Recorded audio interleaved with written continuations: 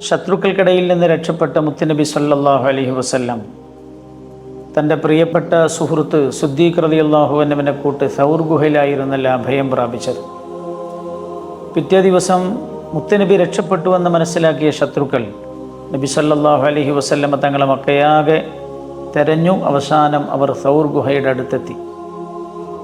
അവരുടെ കാലുകൾ സിദ്ദീഖ് റളിയല്ലാഹു അൻഹു ഗുഹക്കകത്ത് നിന്ന് കണ്ടുകൊണ്ടിരിക്കുന്നുണ്ട്. സിദ്ദീഖ് റളിയല്ലാഹു അൻഹു പതറിപ്പോയി.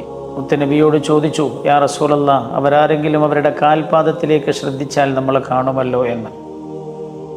വല്ലാത്ത പ്രതിസന്ധി നിറഞ്ഞ ഘട്ടത്തിൽ മുത്തുനബി സല്ലല്ലാഹു അലൈഹി വസല്ലമ തങ്ങളുടെ മറുപടി ഇങ്ങനെയായിരുന്നു: മാ ലന്നുക ബിസ്നൈൻ വല്ലാഹു സാലിസുഹുമാ. സിദ്ദീഖേ, നമ്മൾ രണ്ടുപേരും മാത്രമല്ല ഇവിടെയുള്ളത്, നമ്മുടെ കൂടെ മൂന്നാമനായി അള്ളാഹു ഉണ്ടായിരിക്കെ നമ്മൾ എന്തിന് ഭയപ്പെടണമെന്ന്. ഏത് പ്രശ്നകലുഷിതമായ സാഹചര്യമുണ്ടായാലും പ്രതിസന്ധികളുണ്ടായാലും മാനസികമായി നമ്മൾ തളർന്നു പോകരുത്. അള്ളാഹു നമ്മുടെ കൂടെയുണ്ട്.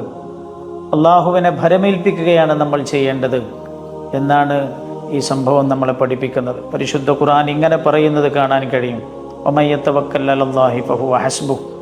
ആരെങ്കിലും തൻ്റെ കാര്യങ്ങളൊക്കെ അള്ളാഹുവിൽ ഭരമേൽപ്പിച്ചാൽ അവൻ മതി അവനെന്ന് വിശുദ്ധ ഖുർആൻ ഓർമ്മപ്പെടുത്തുന്നുണ്ട്.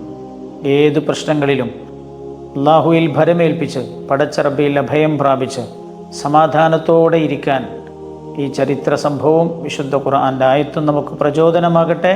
അസ്സലാമു അലൈക്കും വറഹ്മത്തുള്ളാഹി.